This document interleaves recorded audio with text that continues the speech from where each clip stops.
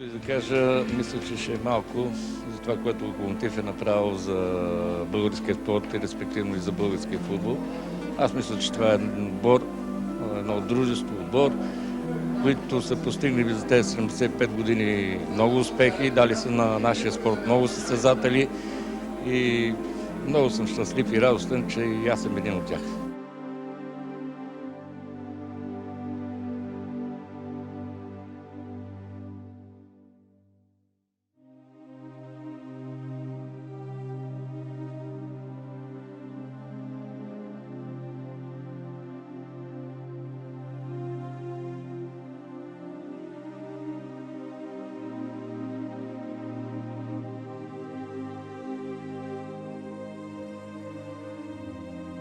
Хората го обичаха така, както той обичаше футбола.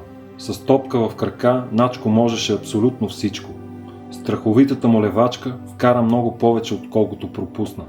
Филигранните корнери донесаха 12 директни гола за Локомотив. Дрибълът му носеше аристократична насмешка към неуспяващите да го сритат бранители.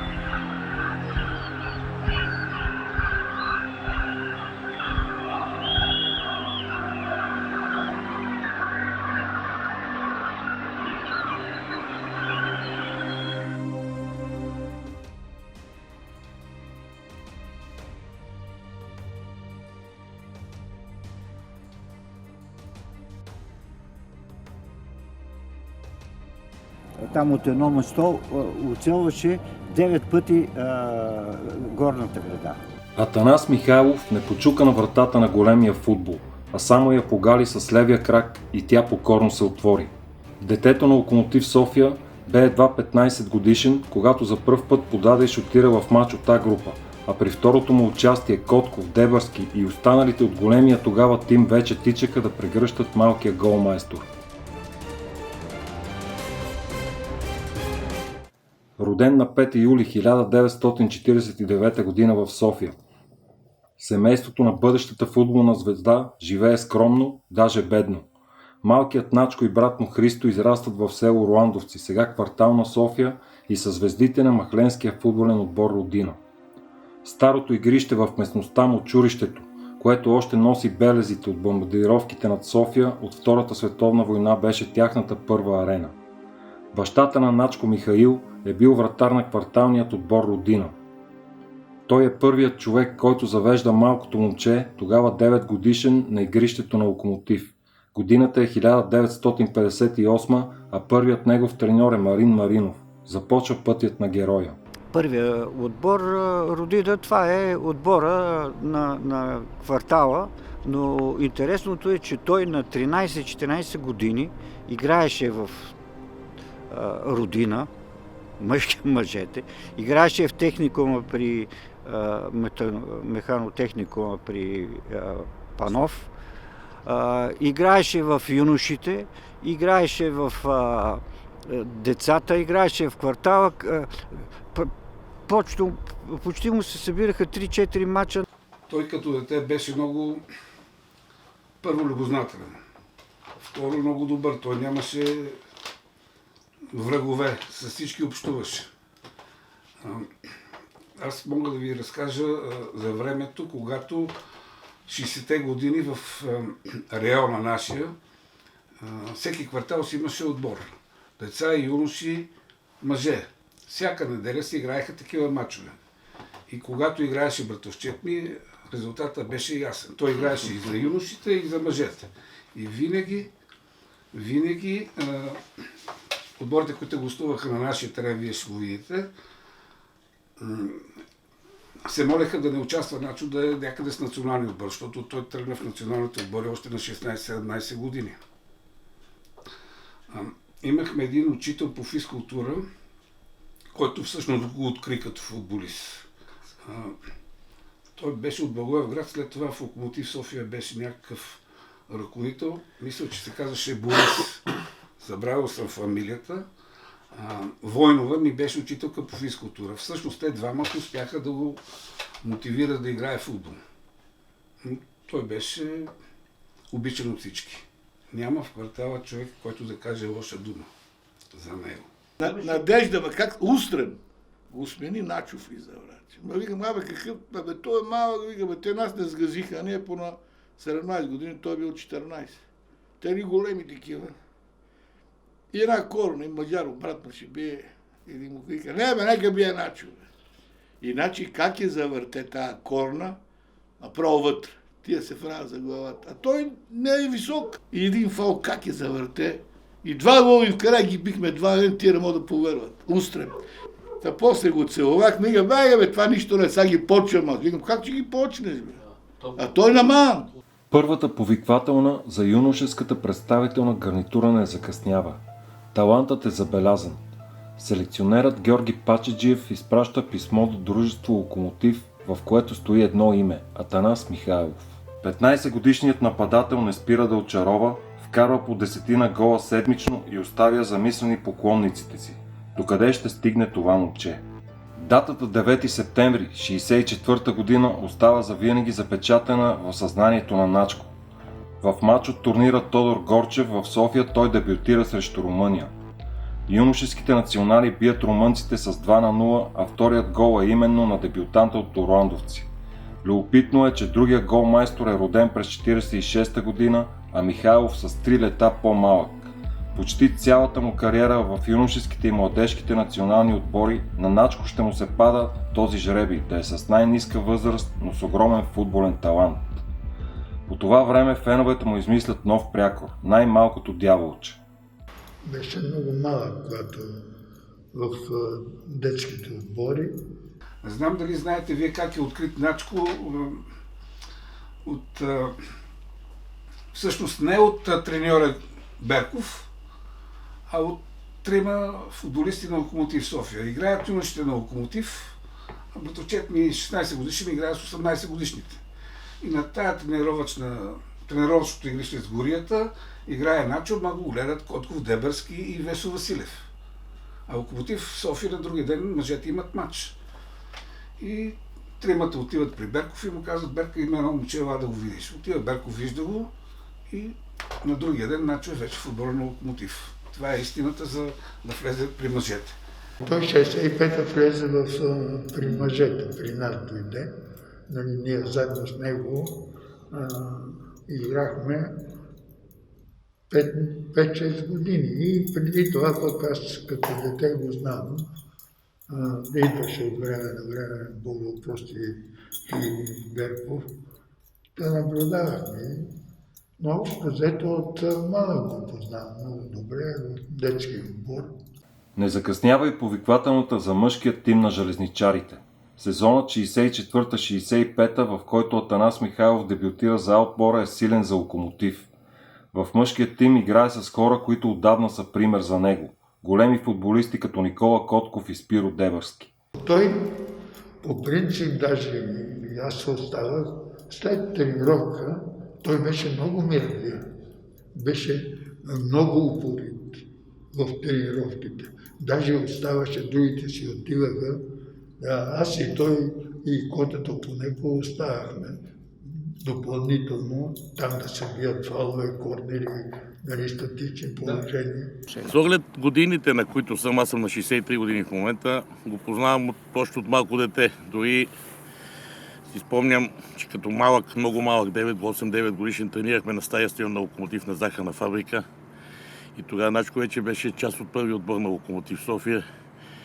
И за нас беше много интересно малките деца. Знаете, едно 9 годишно дете, как следи идолите на локомотивец. Аз съм локомотивец потомствен. И баща ми е локомотивец, дядо ми е бил локомотивец и локомотив е в кръвта ми. Оставахме след тренировка да гледаме тренировките на мъжете. Говорим за стая стадион на захарна фабрика. И годините беха такива, че се радвахме и учехме се от тях. За нас беше като да пипнеш божество, разбирате, и да отидеш до него, да го докоснеш, да го питаш нещо. Бате Начо. Винаги ни обръщаше внимание. Помня, че покойният Никола Котков го учеше на фалове да бие. Оставаха след тренировка. Неща, които съм ги виждал с очите си и които може би са следствие след това Начко Михайлов да е най-добри изпълнител на свободни удари в България. Знаменателна за историята на отбора е датата 3 юли 1965 година. Локото посреща Спартак Плевен. Само 2 дни преди своя 16-ти рожден ден в игра се появява Начко Михайлов. Тинейджерът сменя стария лъв Весо Василев. Мачът завършва 4-2 за домакините. Скоро след това Начко бележи и първия си гол, пак срещу плевенския Спартак, но в следващото първенство. И първия мач си го спомням пак, тук на Локото беше, и го пусна, и то не знам кой беше отбора, Плевен ли беше, кой? Какъв пас му даде на Котарака, няма си представя просто. И пасажия беше. В този период на засилваща се популярност, Начко прави повече мачове за младежкия национален отбор, както и за олимпийския. През сезон 65-66 играе в 22 мача и е трети голмайстор на отбора с 7 попадения. Повече имат само Котков и Дебърски. Много критикуван, още повече обичан и възхваляван, Начко си остава единствен, като рядък, дори уникален талант, оцелял въпреки премеждите в изкушенията на ранното си съзряване. И сега като вика бате, каза така, да, слушам, че не добро момче, че много добро момче беше. Такива деца много редко се срещат, много редко и се раждат сега, особено сега в тези години. Имал съм много слаби мачове. Най-трудно ми беше в началото на моята кариера, когато бях юноша бледен, а играех редом до доказани майстори като Котков, Иван Деянов, Спиро Дебърски, Весо Василев, Иво Георгиев, Иван Коцев и още. Всеки те гледа като под лупа. Опитваш се да не грешиш. Естествено, че съм бъркал на терена.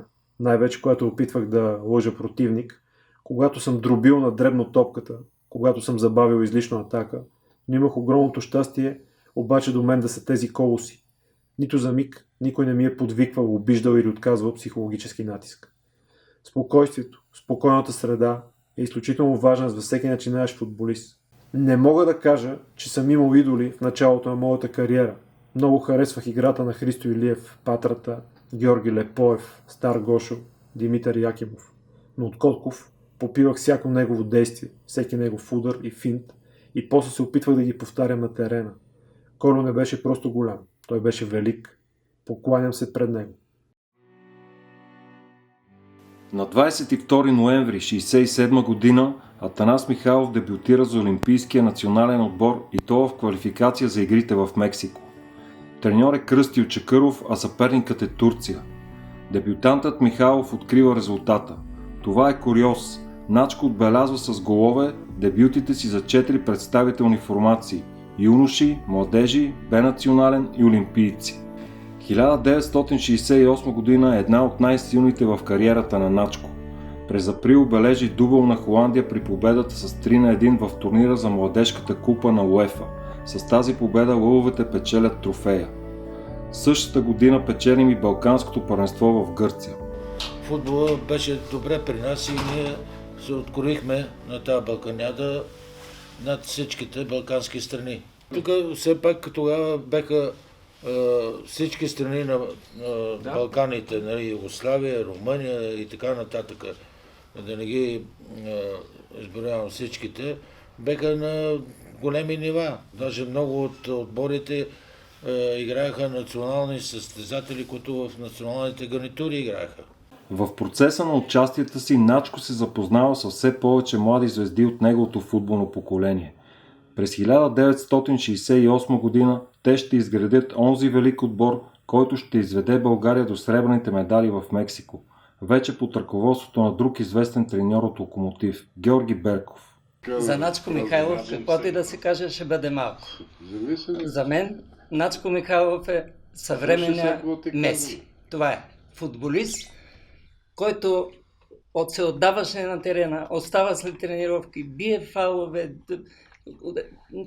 толкова съзнателно тренираше, че действително постигна такива големи успехи. За него идеала беше Котков. Това е. Начко беше дублирания модел на Котков. Копия на Котков, да.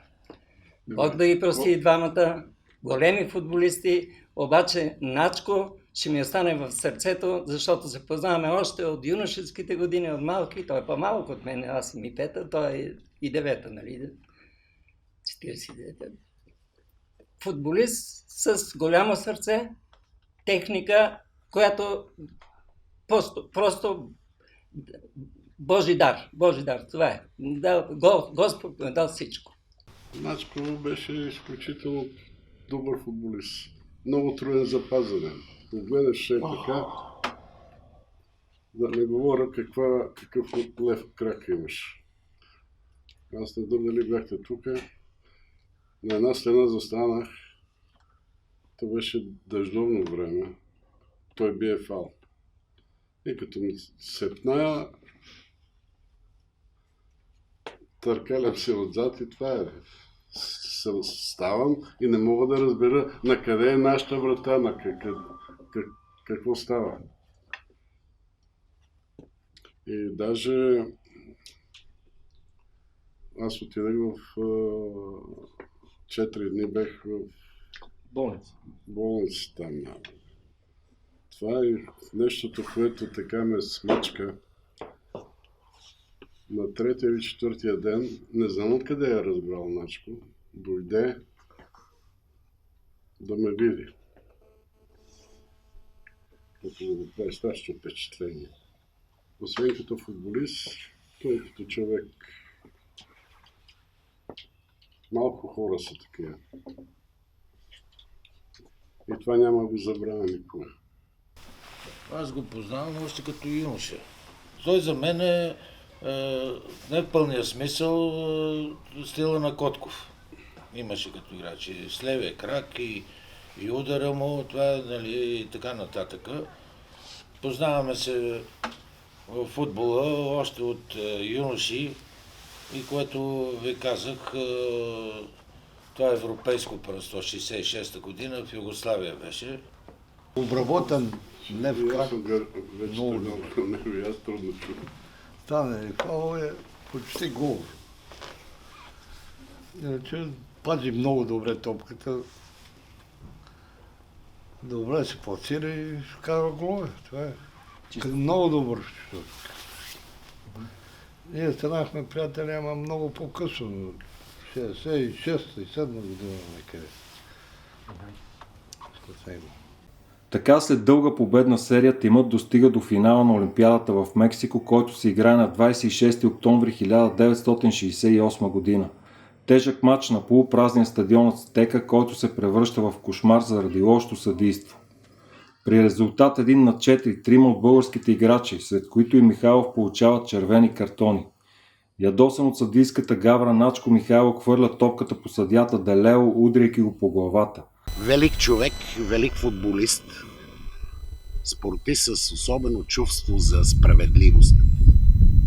След това, което ви казвам, може да се убедите защо хвърли топката в главата на съдията Делео на финала на Олимпийския футболен турнир в Мексико, след като същия този мексиканец, не се лъже, беше изгонил преди това Веселинов и още един наш играч Кирил Ивков.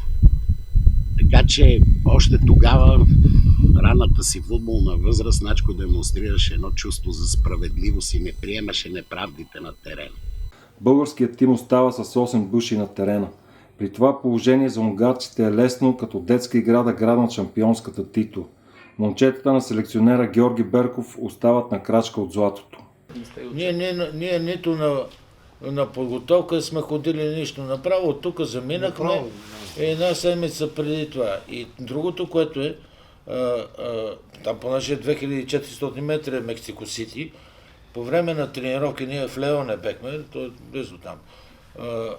По време на тренировка първоначално, както примерно един Меци, Бог да го опрости, как тичаме, изведнъж пада и побелева целия. Недостиг на кислород.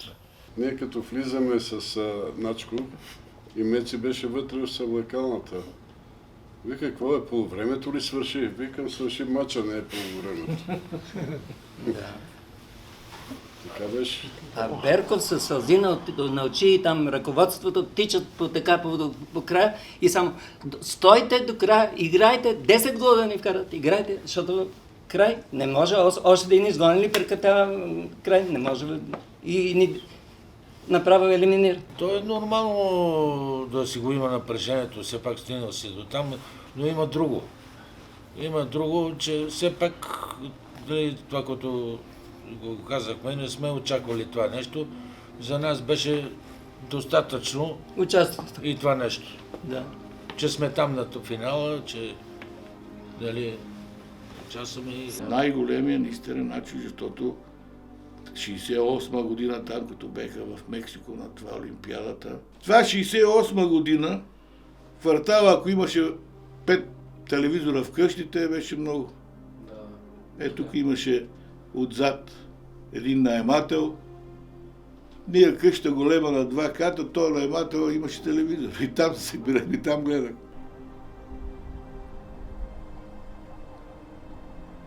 Играехме на дуспи с него, в смисъл на гради, горна града. Тогава имах купони, ни даваха в лукса, се хранехме на гарата по един купон. Примерно беше 3 лева, другия беше при матча 5 лева.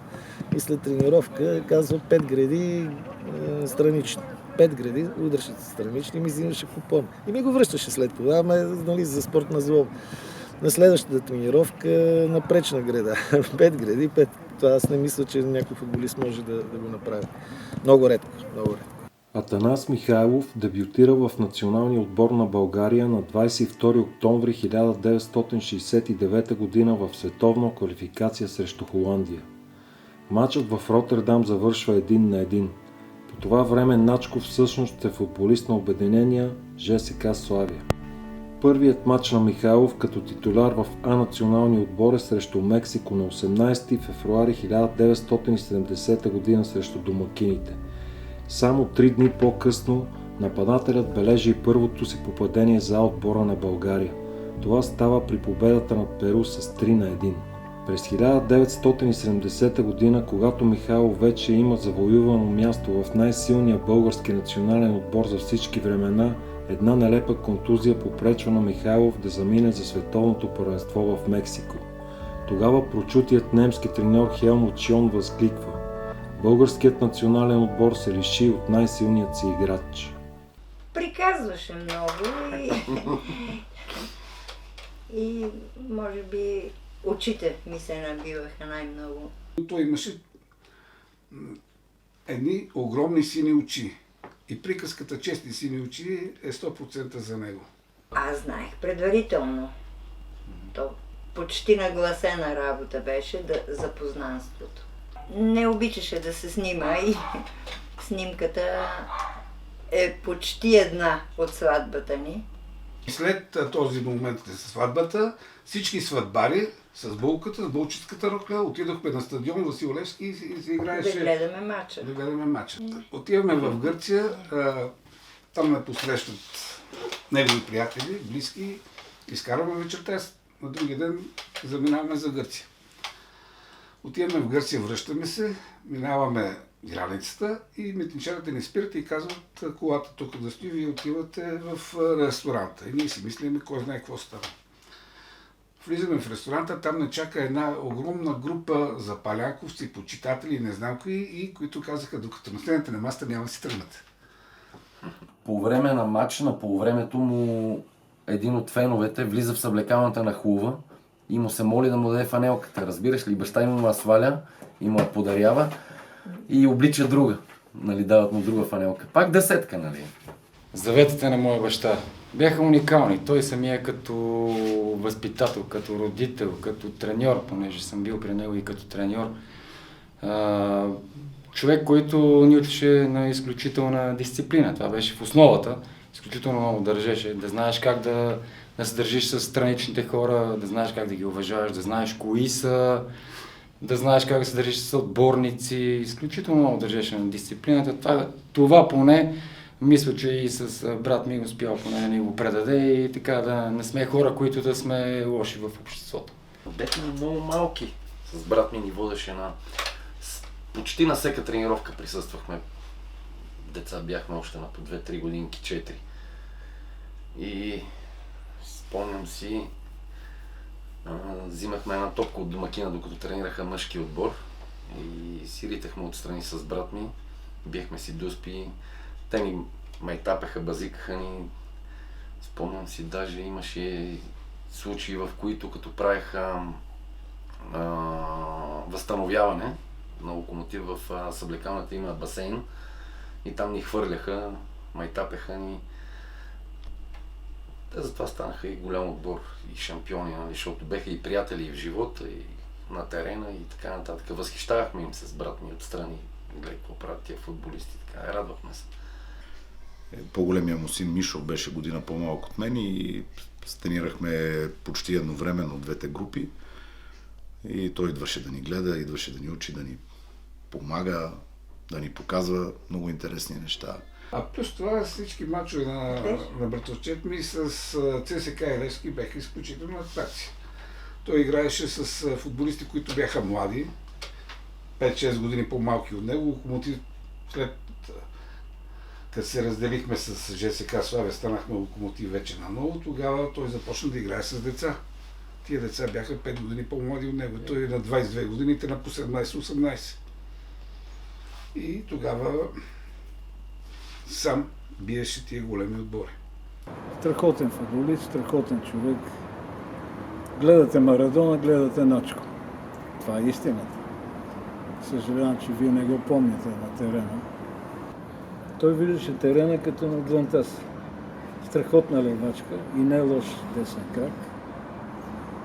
Особено фалове, корнери, да изведе в коридор крилата. Кой тогава не знаеше, той просто майгосник, той като Марадона на Балканите. Цяла София знаеше за неговите качества, уверих се лично, лидер от всякъде и добър човек. Народен човек, обичаше да помага на хората. И не лако. Примерно имахме такива случаи, където трябваше да се храним в ресторанта на гарата. Той ни водеше на скара пира при Байкони в Орландовци на изпота на биричка. Нали, ако бил някой лаком, като повечето колеги, не обичаше да се бутошамари при началниците, бягаше от тях. Той си беше началник на вътре на терена. Беше, кога има музика, кой да му свири. Но обичаше много да ходи по нашите механи в Благоевград и в окръга. Карал съм го и в Петрич, на Гръцка. Той си от тук си е наумил, нали, след бач, при Пежото, децата, жената и при мене. И вика, сега отиваме на Петрич на Гръцка, на таверна. Там имаше такива скрити таверни. И жалко, че си отиде толкова млад, народен човек, невероятен футболист. Първият ми спомен е, когато ме взеха в мъжете от юношеския отбор. Тогава бях си дете на 17 години. И тогава ми бяха първите впечатления с него, в интерес на истината. Така, радвам се, че съм един от щастливците, които играха с него. Така, първите ми впечатления в началото, много ми беше интересно поведението му, както и на терена, така и извън него, защото е много важно и поведението в съблекалната, с хората извън терена. Просто той беше един уникален човек. Един лидер, наистина лидер. Разграничавам лидер от капитан. Капитана се назначава от треньора, докато лидера сам се изявява като такъв. И той наистина беше човек, който водеше отбора напред. Той вече, когато аз дебютирах, той беше лидера, наистина лидера, големия лидер. А беше на 23 години и 4. Силни качества много. Техника, скоростна техника, хубав удар. Абсолютно всичко, което така притежаваше, аз по мое мнение, лично мое мнение, не ангажирам никого с него, той е най-големият талант в българския футбол. Човек, който играеше с затворени очи. Футболист, който не се страхуваше от никой противник и беше душата на отбора, естествено. Той ни водеше напред.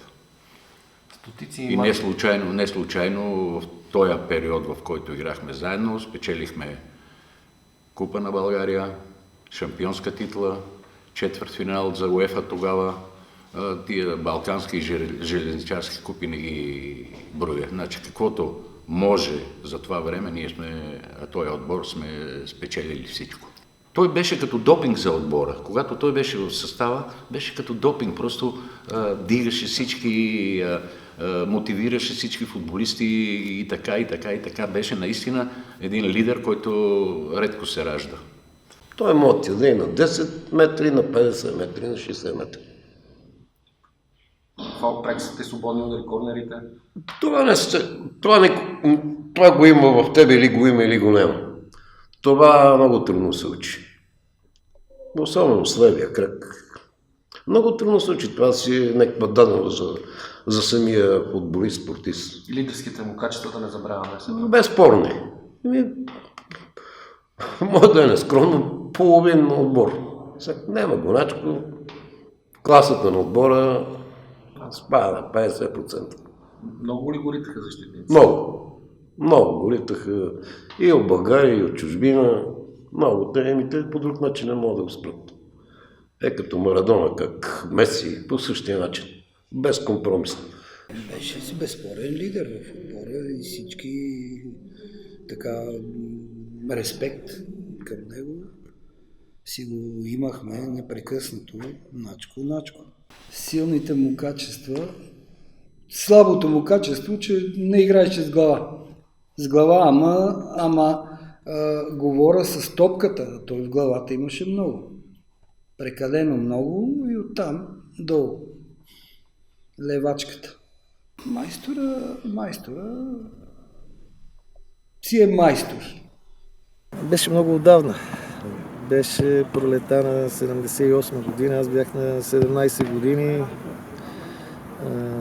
Точно се бях прибрал от същия ден, когато се прибрах от един от голямите турнири, които бяха в Кансас националния отбор. И тогава веднага ме приобщиха към първи отбор. И лека му пръсна, както се казва, на бата Еначко. Той ме така прие и той действително много обичаше нашите кадри, защото все пак и той е кадър на Локомотив и с голямо въодушевление поздрави ме и пожела успех и действително същата година аз направих и дебют в А група. Аз бих посочил най-много интелекта, който го имаш. Футболният интелект, той гледа на една страна, подава я на друга, просто паса беше изключително прецизен, мек и най-вече голов. А за ударите, дуспи, фалове, корнери, просто аз пак казвам, няма, може би, дай Боже да се роди такъв втори Начко, ще бъда много щастлив. Действително един голям феномен. Начко беше звезда още тогава. Нали, всички го гледахме така с уважение. И той от своя страна помагаше на младите в този период и в по-късния помагаше и на такива футболисти като Бойчо, като Ради, които израснаха тук, а покрай него утвърдиха си в националния отбор. Начко е един от най-талантливите български футболисти, според мене. Най-талантливия дори. който не знаеше кой е, според мен. Той не осъзнаваше кой е. Той беше звезда от голяма величина.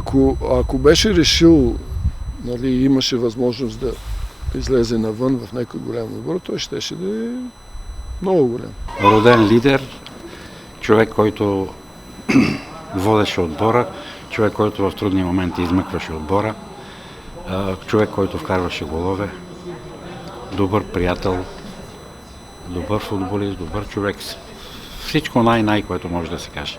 Той вкарваше голове от корнери, от фалове, от различни положения. Не напразно беше голмайстор на отбора.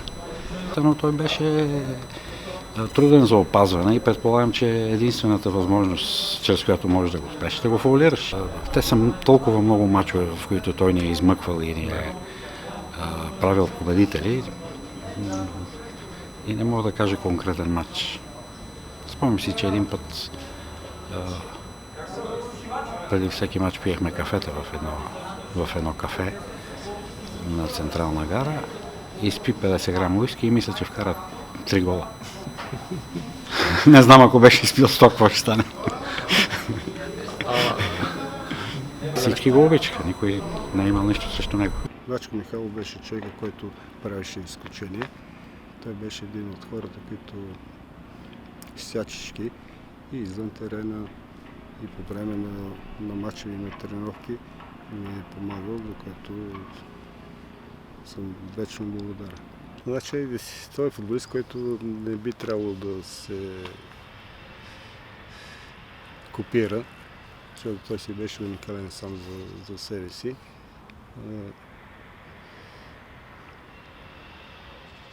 Научи не е вече на това, че когато съм без топка, трябва да съм в движение. Няма да забравя една ситуация, която показва как четеше играта, как виждаше футбола. Той с владяна топка на 1-2 метра от голената на противника, но затворен. Води е наляво надясно, но е затворен от вратаря, защитници, няма промък. И в един момент аз бях близо до него, той с едно настъпване на топката назад ме накара да отида да вкарам гол. Това е някакво уникално чувство, виждане и така нататък, тъй като той трябва да се предпази топката, заобиколена от противникови състезатели. Цялото му внимание би трябвало да бъде насочено как да промуши топката, но намери решение и просто една комбинация на метър и половина от вратата при много защитници и вратар показва неговите изумителни качества. Начко участва в следващите световни квалификации за ФРГ през 1974 година, които са спечелени успешно от нашият отбор. По това време успява да помогне и на младежките ни национали да се класират за полуфиналите на Европейското първенство. Регламентът позволява да се използва един играч над 21 годишна възраст. Това именно е Начко. Тогава се ражда брат ми, 74-та, и му се обаждат по телефона, че има втори син. Това става по време на световното първенство. И по този повод германския национален отбор му подаряват една топка, Adidas. Старите топки, знаеш ги, белите, бяло с черно. И на белите полета, с автографи се разписват целият национален отбор. Бекенбауер, там по това време всичките футболисти. Тази топка дълги години седеше в нас в хола. Помниш ли, че и един ден аз и брат ми нямахме топка. Решихме в негово отсъствие да я вземем да поритаме отвънка. И така, тази топка повече не се видя. Много обичаше децата и носеше им много подаръци и те се радват. Грижовен, поне когато е бил в България, и с тях се занимаваше много. Последният матч на Атанас Михайлов с фланелката на националния отбор е срещу действащия световен шампион Аржентина. На 25 април 1979 г. на стадион Монументал в Буенос Айрес пред 80 000 зрители падаме с 1-2, когато цял матч играе Диего Марадона. Едно от най-големите постижения на това силно поколение локомотивци е сезон 1977-78 година. Същия, в който Локомотив става републикански шампион. Пасовете на Начко с левия крак не само променяха футбола, те сякаш го рисуваха. И изкусните подавания превръщаха гола в занимание за начинаещите. Най-сладката и в същото време най-тежката година в живота ми беше 1979. На мнозина не им хареса, че грабнахме златните медали. Дадоха ни рано да разберем, че това няма вече да се повтори. Опитваха се да ни изпират по всевъзможни начини. Да ви кажа, Начко и Локомотив са две еднакви неща. Значението на Начко е колосално. Значи, ако не беше Начко, Локомотив, мога спокойно да кажа, нямаше да бъде шампион 78 година и годините, през които играеше във футбола, той определяше стила на игра на отбора, определяше мачовете, много мачове ги е печелил сам. Той е израснал от Локомотив, той е играл в Локомотив, той е бил, така да се каже, водеща фигура в Локомотив и той е допринесъл много за утвърждаването на Локомотив като водещ отбор, като една силна фигура в него. И разбира се, обществеността го помни, го знае с това, че той беше елита в нашия отбор. Всъщност аз знам Начко Михайлов, когато още беше ученик в механотехникума и играеше футбол в отбора на механотехникума и Локо София. И когато се появи на терена съвсем младо момче, той беше 15-16 годишен, направи впечатление с изключително зрялата си игра като голям футболист между големите ми. Той игра в началото още с най-златното поколение на Локо София. А лично се познаваме по-късно, тогава, когато вече беше се така отказал от футбола и много често на мачовете на Локомотив София, на стадиона, отдалеч така ме виждаше, защото така бяхме станали приятели и ме вика, ела, сядай тук до мен и си бъбрехме през цялото време на всеки матч. Много интересно ми беше, че той винаги, когато някой замахне с крака към топката, знаеше по посоката, която ще отиде топката. Например, веднага казва, горе вляво. Тя отива горе вляво. Гол! Вкарва гол. Просто знаеше посоката на крака, че отива към топката по начин, който е или правилния, или неправилния. А колко пъти съм се възхищавал на неговите умения да не само наказателни удари да бие, ами от корнери да вкарва голове. Аз не знам, мисля, че в света няма човек да е вкарал повече голове от корнер, както той. И истинско удоволствие за мен е било да гледам как играе с Бойчо Величков, с Иван Дангов, с тези пасове, които даваше. Гениален футболист. Мисля, че времето, в което игра Начко Михайлов, много малко световни футболисти бяха на това ниво, на което беше той. И това е реално не защото съм локомотивец. Просто виждаш играта с няколко хода напред. Това са хора дарени от Бога. Начо беше фантастично това, което правеше на терена. Значи, сега ще ви кажа, няма да забравя един матч, в който вече беше снежно времето. Да. И те изчистили всичко друго, само кръга в средата неизчистен. Сняг. Да. И Начо стои точно там. Му подават. Никой не влиза оттам, защото не може да я изиграе тая топка. И тогава стана популярен израза Наче, подай да им кажем. Начко Михайлов беше едно нещо, което това е дар от Бога. Това е дар от Бога. Това е и сега ми е голям приятел Ицо Стоичков, казвам го, това са дарени хора от Бога, от Господ. Това им е дало страхотно. С батя Начко не можахме да играем заедно, но пък бяхме добри приятели. Той е сред футболистите, които най-много съм харесвал и възхищавал. Разбира се, най-много на неговата ливачка. Шегувахме се, че ливаци има много, но ливичарите на терена бяхме малко. Наред с главното ще спомена, че колектива. Макар че извън колектива неминуемо беше и индивидуалните качества на отделните футболисти и най-вече неговите, разбира се. Но наистина колектива ни беше много силен, много сплотен и ние така даже много често се събирахме заедно. Просто може би и това беше главното. Пак повтарям с уговорката, че наистина имахме лидер. Ние така имахме изграден стил в този момент, играехме на контратака и Начко беше така, не беше изявление напред човек, така че той беше човека, който така извеждаше отделните футболисти, имаше го този навик, тези възможности. Всички знаем за неговия пас, за неговия уникален удар, който между другото той е така един самороден талант. Особено този стил на игра и този прекрасен удар с левия крак, той не се учи от отделен треньор или той просто си се родил с него. Този отбор се градеше в продължение на няколко години и в продължение на и с помощта на треньори, различни треньори.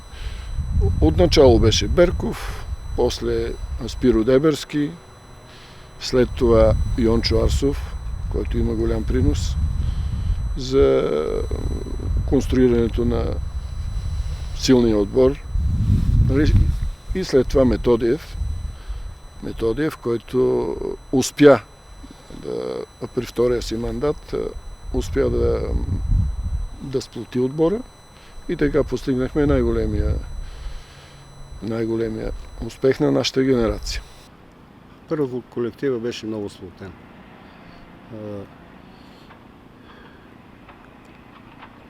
Бяхме силни като единици на точното определени места в отбора.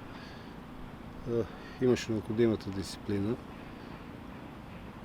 ентусиазъм и всеки един от футболистите и тези, които влизаха да помагат, се раздаваше на 100%. Имаше известна доза изненада, тъй като лидерите по това време, ЦСКА и Левски, не очакваха едно такова постоянно представяне на нашия отбор през цялата година. Но ние с труд, майсторство, мисля, че заслужено станахме шампиони.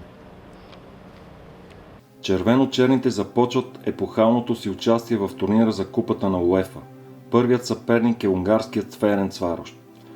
Това, което се случва срещу Фради на първия матч в София на 18 септември 1979 година, надминава и най-смелите очаквания у нас. Според анализаторите, именно това е най-силният матч на Локомотив в Европа. Унгарците са с 10 национали, но прекланят глави пред значително превъзхождащия ги съперник. Локомотив печели с 3-0 след великолепна игра. Срещу Ференцварош, Начко, Бойчо и Бонев играят матчът на живота си. В този матч творческите и техническите умения на Михайлов блестят. Той надминава себе си. Подаванията му са точни, навременни и прецизни. Головете са кой от кой по-красиви. Реваншът в Будапеща също е успешен. Той му е силен матч. Тук беше. Тук 3-0, когато ги бихме. Бойчо Величков тогава също игра прекрасно. Това са му първите матчове. Не са първите, много млад футболист беше Бойчо. Тогава Бойчо и Начо изнесоха матча, но матчът беше от действително европейско ниво. Отбора на Ференцварош разполагаше с изключителни футболисти. Беше много силен отбор. И ние наистина, особено в София, направихме много силен матч. Безапелационно ги победихме. Даже имаше и четвърти гол. Иван Василев Чис, който беше обменен в интерес на истината, но и 3-0 беше така минимума, с който се отърва Ференцварош на наш терен. Аз съм от малцината, които имах щастието, действително бях много малък да играя с такъв, за мен той не е футболист, той е феномен. Това беше един от най-добрите ни матчове за европейските клубни турнири. Първият матч в София бихме 3-0, втория загубихме 2-0. Действително много силен състав. Тогава и гол вкарах, те ми го отмениха. В ответния матч загубихме 2-0 в Будапеща. Играхме също добре, но загубихме 2-0, но с крайен резултат 3-2 ние победихме и продължихме така до четвърт финал. Ференцварош по това време беше един от европейските грандове и да победиш такъв един отбор с 3-0 е страхотен успех. Надиграхме ги тотално. Тотално ги надиграхме и факта, че победихме с 3-0, това говори красноречиво. Но така, втория матч, който играхме в Будапеща, беше изключително тежък за нас. Защото Ференцварош успяха някъде още първото полувреме поведоха с 2-0 и третия гол висеше на косъм. Но така с добра игра в защита успяхме да задържиме този резултат. Следващото изпитание е особено силният френски отбор Монако. При монегаските играят много френски национали и изтъкнати имена. Първата среща е на стадион Васил Левски. Гостите са победени с крайното 4-2 за Локо. И 4-те гола са дело на Начко. Преди реванш в княжеството на 7 ноември контузия измъчва капитана. Фиксиран е крайен резултат 2-1 за домакините.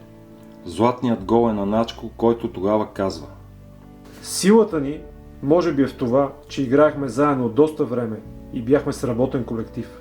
Направените от Начко чудеса на терена не остават незабелязани от французите и те предлагат фантастичните за времето си 1,3 милиона долара, за да го привлекат. Начко обаче остава верен на червено-черната идея и на любимия си локомотив. Френската преса е впечатлена от Начко. Вестник Корс Матен го нарича пушкаш на Балканите. Франс Футбол – палача на Монако. Футболен бог и българският екзекутор. Но нашите запалянковци предпочитат да го наричат Моначко. Самият той казва: Шефовете на Монако поискаха да ме купят. Даваха ми 300 000 долара на ръка. 5 000 заплата и отделно от това големи премии. Но тогава нямахме право да играем в чужбина. Един месец след като получих офертата, започнаха да пускат български футболисти на Запад. Такъв ми бил късметът. Подробности не зная, но аз бях на матча, но те са си говорили с него. Сега спомням си, излизайки от тунела, той му подадаха някакво листче, което не помня имена.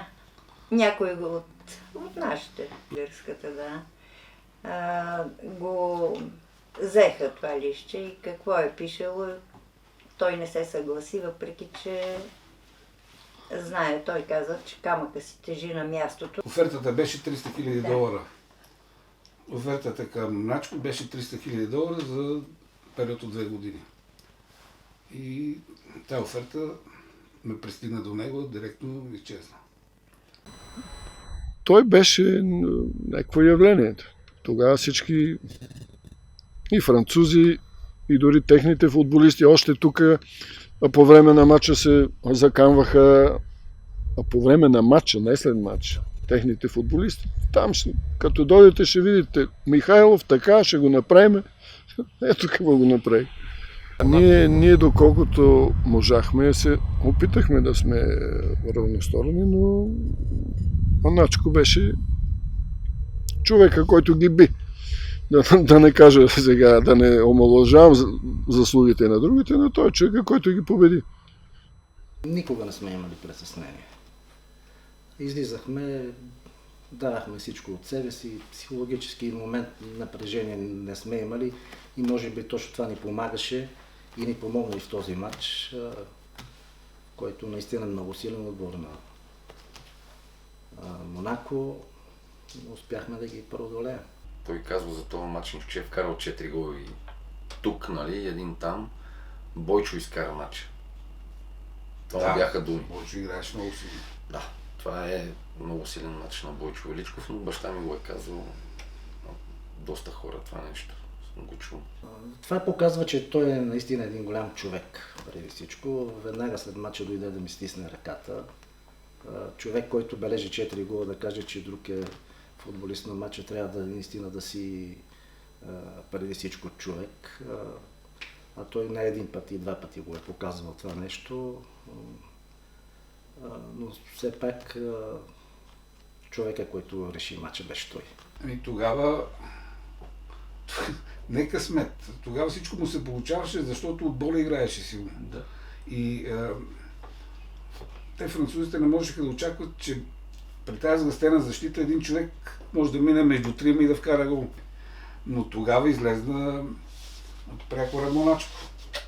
Тогава се развихри най-големия талант и най-големия футболист за мен е Начко Михайлов.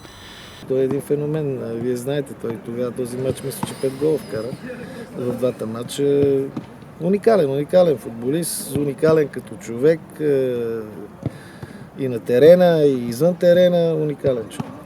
Каквото да кажа, че е малко. Тук може би така малко се поизложихме защитниците, но общо взето не трябваше да вкарват толкова голове, защото там натежа много. 4-2, 2-0 заминавахме. И там бате Начо. Те тогава Монако бяха много силен отбор. И ние бяхме силен отбор. След като успяхме да вкараме 4 гола на Монако тук, това значи, че не сме били случайен отбор. Но спомням си, таблото нямаше место вече, където да пише Михайлов, 4 гола и вкара човек. Тогава Министерството на спорта ни отпусна безплатен спален вагон, с който организирахме съпругите на всички, които пожелаха да дойдат. Те дойдоха там, те бяха в отделен хотел, бяха като туристическа група и беше много интересно и много приятно. И останаха изключително доволни от тази организация, която създава. Ние всички жени бяхме на локомотив с Да, ето имаш снимки. спален вагон, да. И ни водиха, след мача беше, преди това не, те ги разхождат, нас ни разведаха и показаха ни, то не работеше, разбира се. Да викаше тук от тая скала, да ви я покажем, се хвърлят тези, които са загубили. Милионите, да. Иначе, поне сме видяли. Но какво да кажа за матча, аз единствено в Начко гледам, аз друго не разбирам много от играта му. Добра по публиката съда до мен. Матча се игра на един изключително хубав стадион и присъства и принца на Монако. Изобщо голямо уважение се оказа. И оттам излезе тази дума Начко Моначко. Това е прекор, който му се носеше след това. Вкарваше дори от корнер. А и головите му подавания бяха направо феноменални. В края на 70-те години и Европа видя уникалния му талант. Вкара 5 гола на Монако. И французите му се поклониха до земята. Помня, че феновете го наричаха Моначко.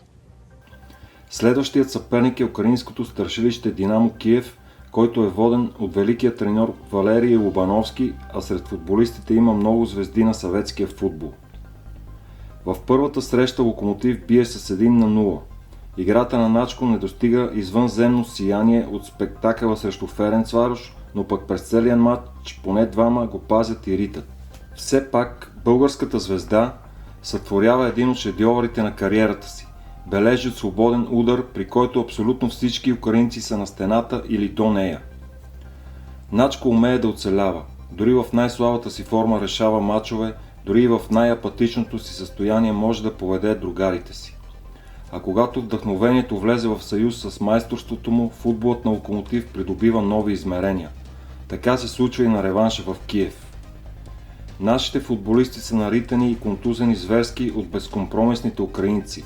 Най-зле е капитанът. Буквално не може да ходи. Има 4 см рана на крака. Те разчитаха повече на физика, на твърдост. Бяха много твърди, спомням си и двата матча. Даже така неприятен момент с Данков, Бог го прости, един от нашите футболисти, пострада много тежко там. Реванша. Просто и те не вярваха, че може да бъдат отстранени. Лоши спомени във втория матч, особено накрая. Но ние показахме, че сме класа и в този матч.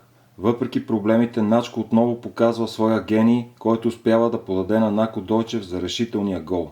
Преди матч с Динамо бех в една с Александър Паненко. Ние с него бехме като брат. И сутринта му казвам, викам, Копеле, съновах, викам, че ще играем, утре ще играем и ще вкарам гол. И той вика, стигаме, не. Викам, честно ти казвам. И така се получи, после в действителност. Все пак респекта си беше много силен, защото Динамо Киев с треньор Лобановски, те бяха, не мога да кажа точно колко футболисти бяха в националния отбор, но може би целият отбор горе-долу 5-6 души имаха в националния отбор, така че респекта беше голям, но първия мач, който играхме тук, така бехме съвсем равностойни и с гол на Начко от фаул спечелихме 1-0. Съвсем заслужено. Той как отиде в Динамо? Те му биха инжекция, за да отиде. Той не трябваше и да ходи. Той не трябваше. Той не беше, даже не беше в групата. Не беше в групата. Той не в беше последния в групата. момент Като турист тръгна. Тръгва като турист и в самолета казва на доктора да му бие някаква инжекция. И преди матча се решава да играе. Даже това се получило от тех. Винаги е имало притеснения, когато Начко излиза на състава. Но той се дигна и игра матча. Аз не пътувах за Киев, защото имах вече 2 жълти картона. Пак ни поведаха с 2-0, с историята с червените картони, с изключително грубата игра на киевчани.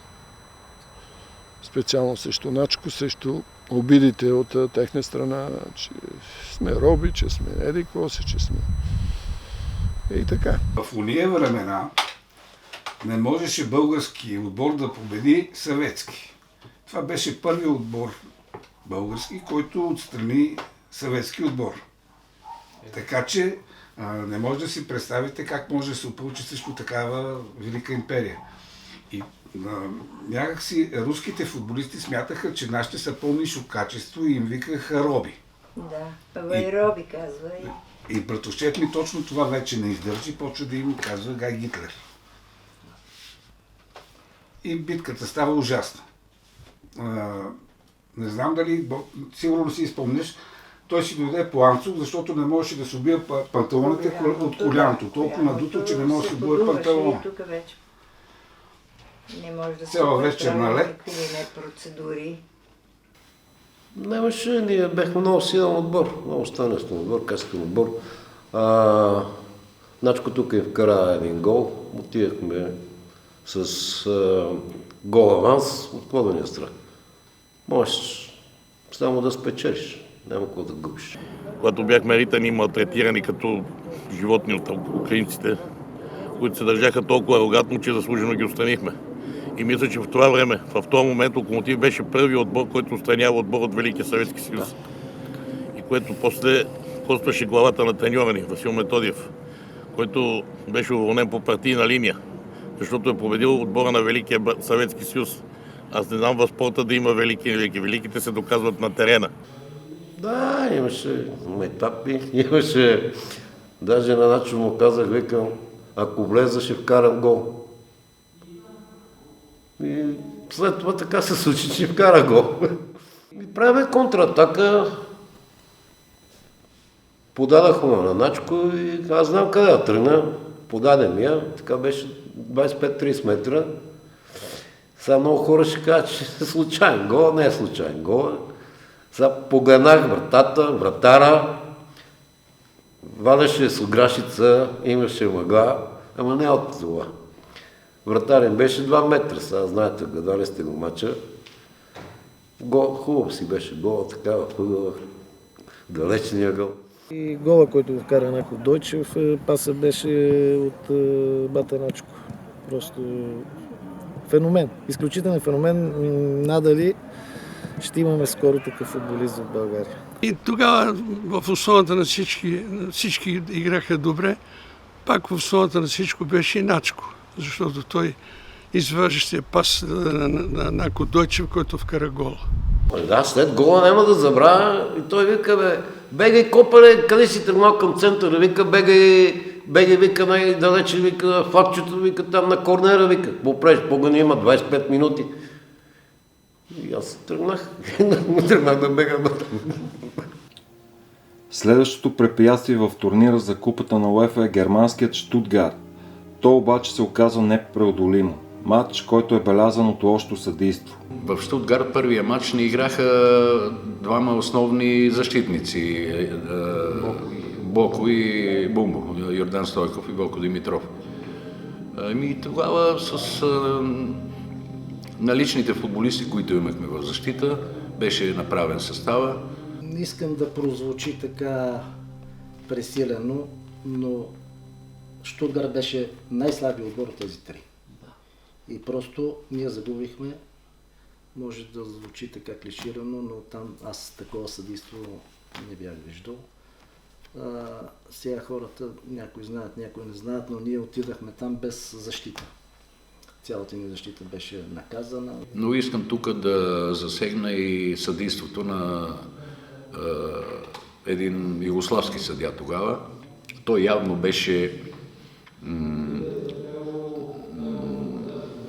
искаше да помогне на Штутгарт по всякакъв начин. При условие, че им даде отсъди 2 дуспи. Имаше ли ги? Които абсурд, никакви дуспи. Дуспи направени от Начко Михайлов и двете. Забележи. И това нещо, което може би не съм го казал никога, но тогава чух с ушите си как главният съдия вика на страничния да не дига флага за засада. Допуска засади, да. Това го чух с ушите си и мога да го твърда така, без да се притеснявам. Осъкатени, защото в домакинския матч играхме без нападатели. Мисля, че Начко и Бойчо бяха наказани. А в ответния матч на чужд терен играхме без защитници. Атанас Михайлов е избран за футболист номер 1 на България за 1979 година. Когато в интервю за вестник Старт е попитан на кои треньори най-много задължен в израстването си, Начко отговаря. Работил съм с много треньори. От всички съм научил по нещо и не смея да споменавам имена. Благодаря на всички. А от кои футболисти съм се учил? От Аспарухов, Котков, Якимов, от Боби Чарлтън и Ди Стефано. Най-добре съм се чувствал на терена с партньори като Котков, Якимов, Гундев, Бонев. Най-много в футбола харесвам интелигентността. Тя ражда импровизацията, която единствено може да подскаже разбиранията на футболиста за неговия спорт. Ако един играч не може да импровизира, едва ли може да даде нещо голямо за своя отбор. Най-много мразя грубянството на терена. А що се отнася до близките ми планове? Моля, не ми напомните за годините. Вярвам, че ще улуча момента, в който трябва да се простя с терена. Мисля обаче, че няма да се разделя с футбола. Първия път на живо, когато съм си разговарял с него, или сме имали така и сме го гледали всички с отворени очи и ни е показвал някакви неща и сме му се възхищавали. С една дума мога да обобща: титан. И за българския, и за клубния, и за европейския и световен футбол. Днес няма такива футболисти.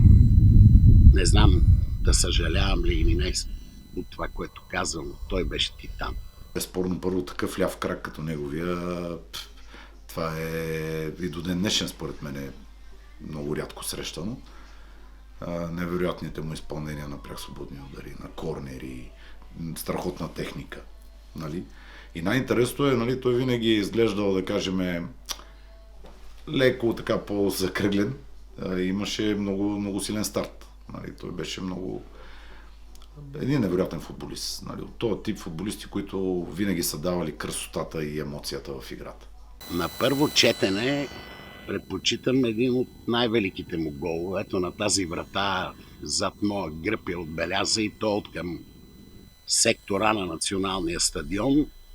Това е единствения му от няколкото гола от корнери, които той е вкарвал. Реализира го на Георги Велинов, тогава вратар на Черно море Варна в шампионската за Локомотив София година, или по-скоро сезон след 1977-78. Този гол никога няма да го забравя. Разбира се, има шедьоври и срещу Монако, 5 му попадения. Има и един още по-уникален шедьовър срещу Динамо Киев, тук на същата врата. Но този гол от корнер си останал така в душата и сърцето. А между другото, нещо много важно трябва да знаят по-младите фенове на футбола. Начко беше такъв футболист. Впоследствие не чак толкова велик треньор, но говоря като футболист, че в моята махала, долу в квартал Левски, железничарски блокове, там съм се родил, аз съм трето поколение железничар, нямаше просто матч, в който Начко да играе и този матч да не се коментира поне 5-6 дни до следващия.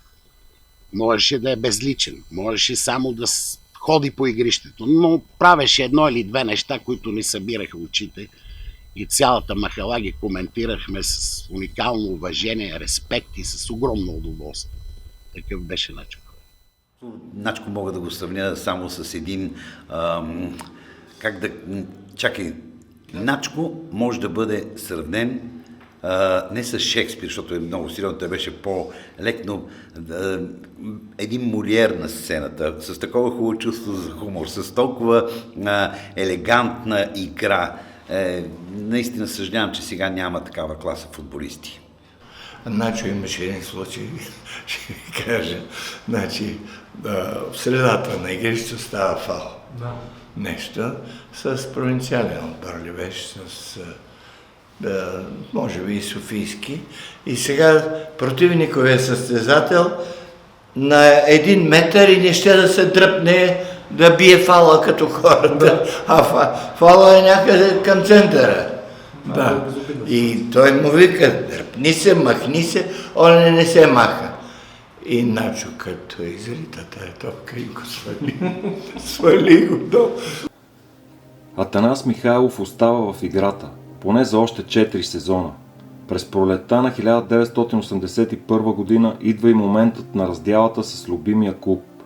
Това не става по най-джентълменския начин. На 7 април 1981 година, след загуба от Марек с 1-2 в Дупница, Начко Михайлов е освободен от Локомотив. Зато се знаеш, треньора не се обичаха с треньора. Треньора мислеше, че може и без Начко. Начко не е вечен. Но не се разделиха като човек с него. Той ги мразеше комунистите много. Караха го в школата, унижиха го по най-гадния и позорен начин. И сега някои нарочно се правят, че не знаят за какво става въпрос. Нищо, ето си е техна работа. И като правим това интервю, говорим честно. Нали? И някои работи, които се знаят, па се премълчават, не е редно. Той обичаше да казва истината в очите. Това дразнеше много хора. Тогава решенията се взимаха много бързо и се взимаха от партийните ръководители. Аз съм убеден, че братовчет ми не е направил нещо фатално съществено, за да бъде освободен, просто така са решили. А тогава тези хора не са литали топка. Не знам кой е бил ръководител на Локомотив, но това са парашутисти на времето и не мога да кажа коя е била причината. Но той не споделяше. Според мен е това, че много обичаше да казва истината и явно тези, на които им е казал нещо, независимо ръководни кадри или не, че той не може сам да си наложи мнението. То истината боли, казват. И нормално е да предприемат такива. Бех в апартаменто му, аз брат му. Апартамент? Да, апартамента горе на 11 етаж беше тук до гарата. Там тогава много тежко го изкара. Викаме, Маджо, дай да си ходим, мани. Той се разплака, Коле, вика, спокойно. Не знам за какво тогава не може да му направят такъв матч, бенефисен. Първо съм щастлив, че го познавам приятелски и много повече от приятелски мога да кажа. Начко е такъв човек, че не допуска много приятели до себе си. Общителен е, корав, държи си на думата, държи си на мнението, не се предава, казва си каквото мисли. И с Начко има много спомени. Един от, Бог да го прости, един велик футболист за мен. Той е в основата да бъда избран за президент на Футболния съюз. Сега мисля, че трябва да говорим за един голям футболист Начко. И нещото, което сме свързали веднага с Свищов и с Начко, матч след земетресението, аз имах нещастието да бъда там в тази трагедия, 1977 година, 4 март, когато загинаха над 150 души. Но минаха 4-5 дена и ни разрешиха да играем, просто да дигнем малко духа на населението. Всичко беше опечалено, всеки имаше някакъв близък. Но матчът се проведе и тогава мога да кажа, че аз съм си говорил винаги в приятелски чувства. Аз го величая този човек и затова се и притеснявам на тия години за него да говоря. Стана така, че той ми подсказа: първо, не се напрягайте много. Ние няма да се натягаме или нещо, този се отказва на футболен език. Матчът завърши 2-0 за Свищов, около 19 000 за Академик, 19 000 души за първи път се усмихнаха. Така че Локомотив и в лицето на Начко, и в лицето на ръководство на Локомотив е много голямо благодаря сега. Начко за няколко месеца слага пагоните на офицер от транспортни войски в спортната школа. Появява се възможност да заиграе в първенството на Кипър, в тима на Неа Саламина. Голмайсторът приема офертата и отлита за острова на Афродита.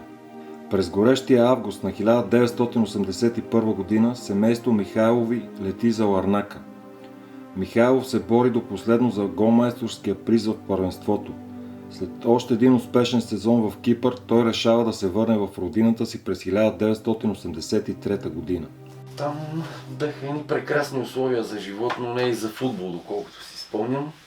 Че топличко ли? Топло, да. Той знаеш, че на топло време много не обичаше да играе. Но и там го обичаха. Но и там го заобичаха хората много бързо. Μαζί με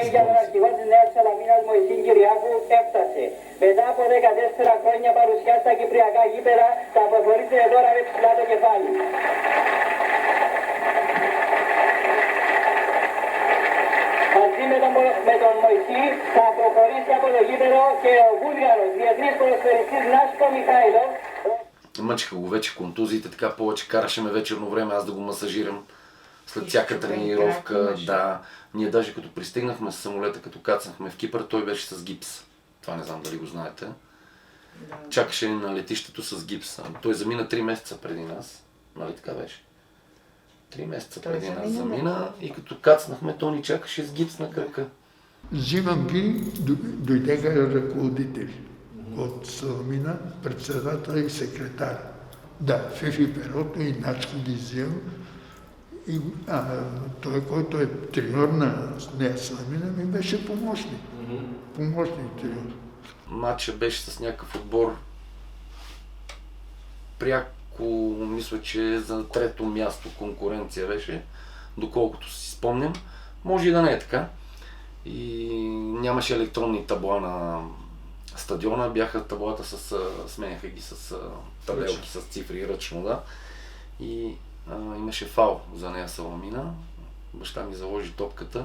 Човека, който сменяше таблата, стана, махна нулата и сложи единиците. Публиката започна да се смее. Една част от тях започнаха да пляскат и уважаваха го, обичаха го. Имаше случаи, в които аз и брат ми се разхождаме в града и дърпат ни навсекъде, нали, вие сте синове на Начко, елата да ви почерпиме. въобще един прекрасен период. Там му викаха Наско. Наско. Как беше? Може би нямат... Да, защото не го изговаряха прямо гърците и кипърците. А спомняте ли си 1991 година, когато ни дойдоха на гости от Кипър за Палянковци, тук на двора да гледаме някакъв матч? Дойдоха, да. Такава изненада беше приятна. Той е добър футболист. След това веднага той начо с тия фалове, а в Нея Саламина бехме номер 1. Всичко зависеше от нас. Начо ми вика: бате, а ти знаеш, че аз едва върва. И то ме извикаха последен матч. Да. Имат. Ако загубят, изпадат. И той ми казва, вика: бате, такъв ми е голям. Такъв голям. Да. Но трябва малко да не тренирам, за да изчезна от тук. И Начо, викам така и така. Викам: ще си играеш това, което знаеш, това, което можеш, това, което с мене си играл, така. И вика: добре, бате. Спомням си, бях в Кипър и имах концерти там и тогава играеха Спас Джевизов, Тошко Базов, обаче хората казваха: о, Мичайлов и показваха как играе Сърцете на кръст. Публиката, като ходехме на тренировки, идваше и го взимаше един негов съотборник. Моисис се казваше, той беше капитан на Нея Саламина. Дълги години беше капитан на този отбор. И те станахме семейни приятели, ходехме си на гости. И идваше да го взима с колата на тренировка и го връщаше, защото просто много го болеха краката вечерно време след тренировка от тези терени. Беше му страшен приятел. Много го обичаше.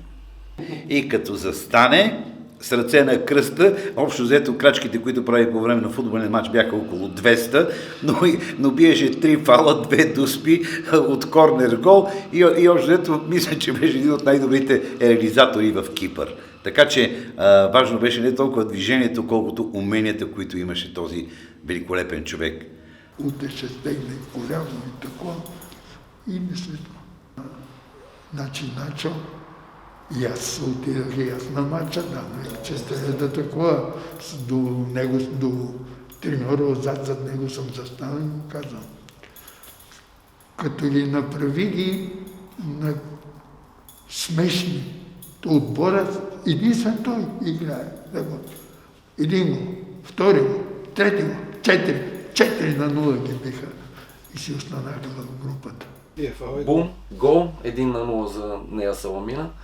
Човека, ние се почувствахме доста горди с брат ми, защото бяхме в публиката.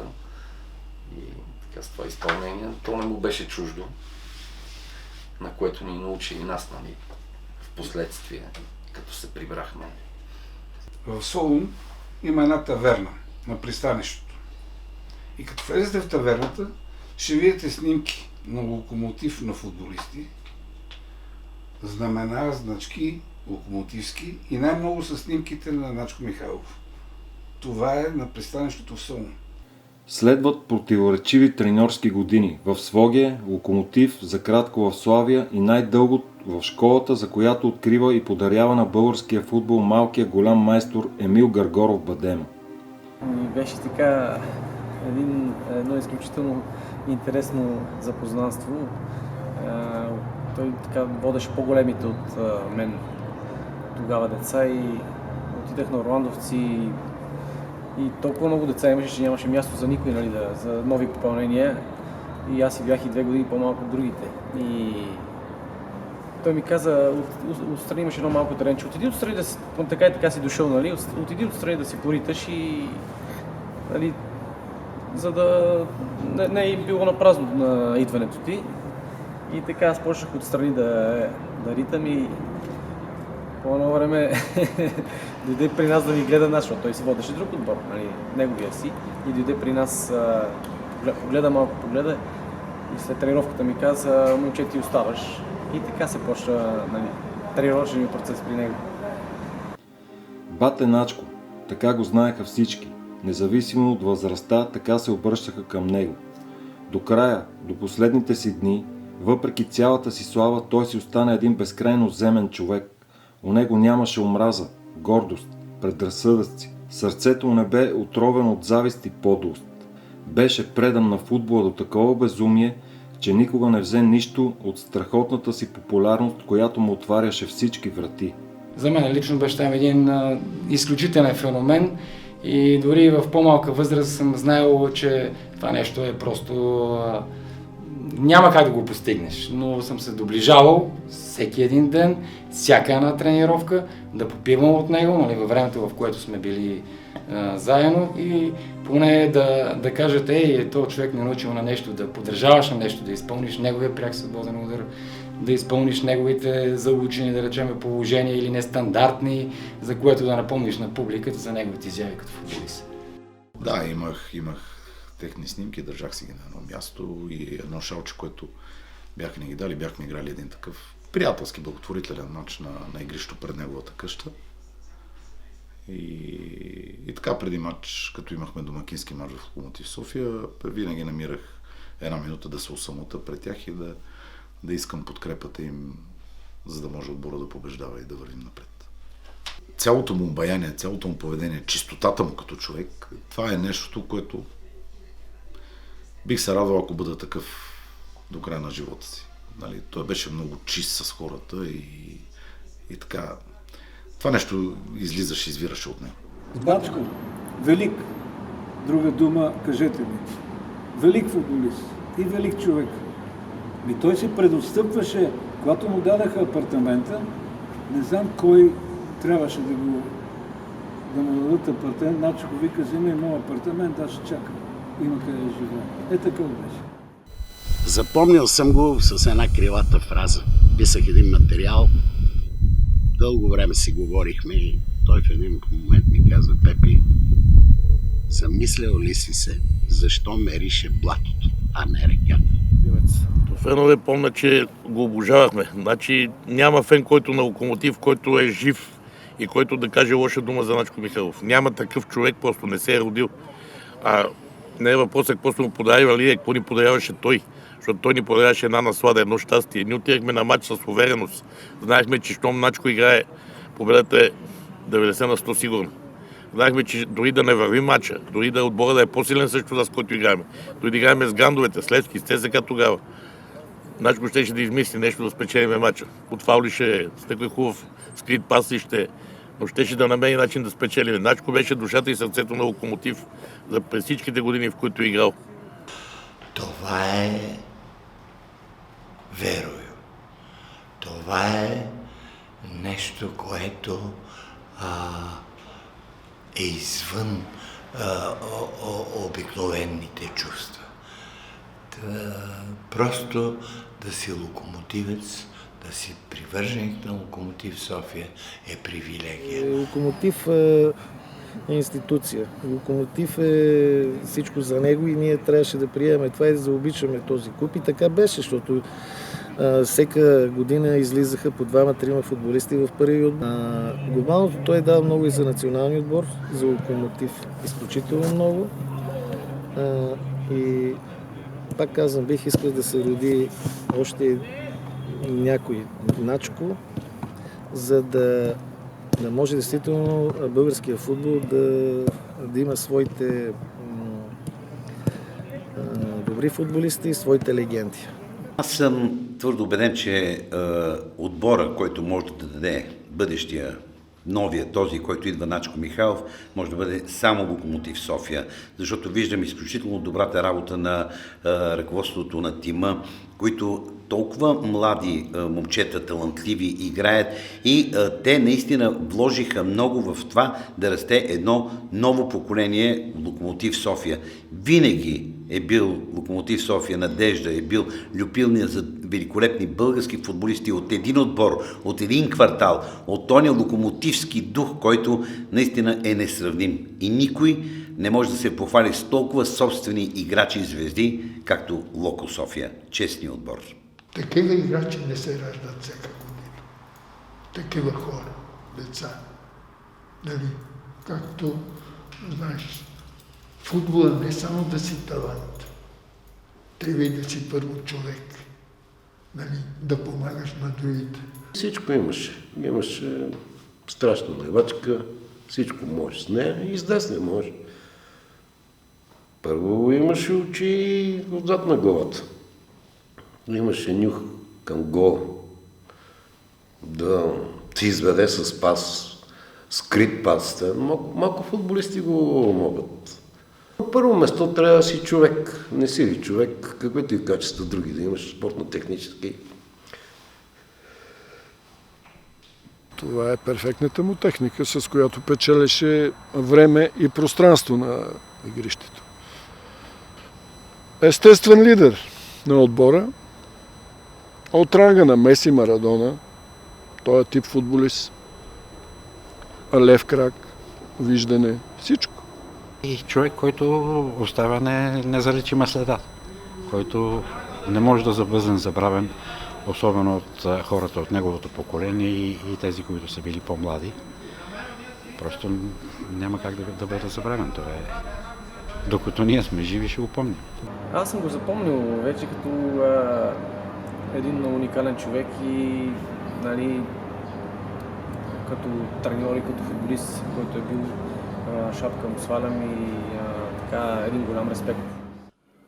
Но всяка една среща с него за мен беше чест първо и голямо удоволствие да бъда с гениален футболист, защото левичарите по принцип са много специфични, много нестандартни, а пък той имаше толкова качества и затова не трябва аз да давам оценка, защото големия футболист Начко Михайлов и за човека Начко Михайлов, който си държеше на думата и пак повтарям, никога не прекланяше глава и не обичаше да бъде подчинен.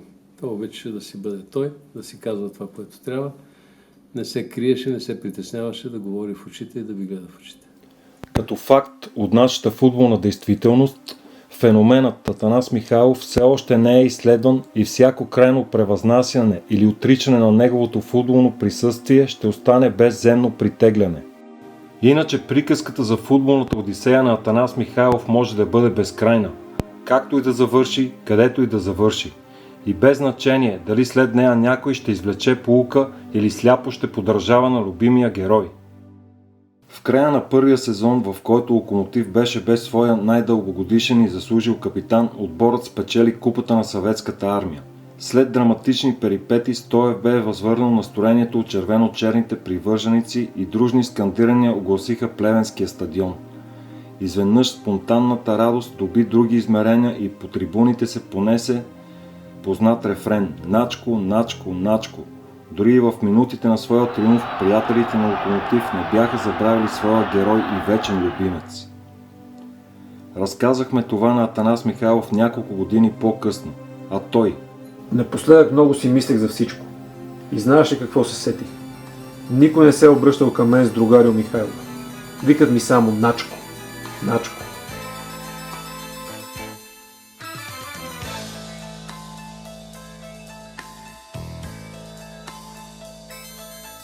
Ако си дал на гладния дори трошица хляб от своят хляб, ако си дал на скитника дори искрица огън от своят огън, ако си дал на милата от своето сърце, ако си дал на чуждите живот от себе си, ако си дал от себе си, не си живял напразно. Ако си дал от себе си, не си живял напразно. Никой не може да ти отнеме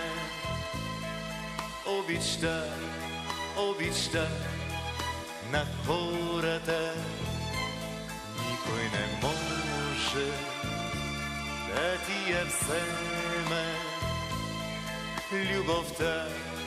любовта към хората. И никой и нищо не ще ти отнема. Вярата в тях, вярата в тях, вярата в тях.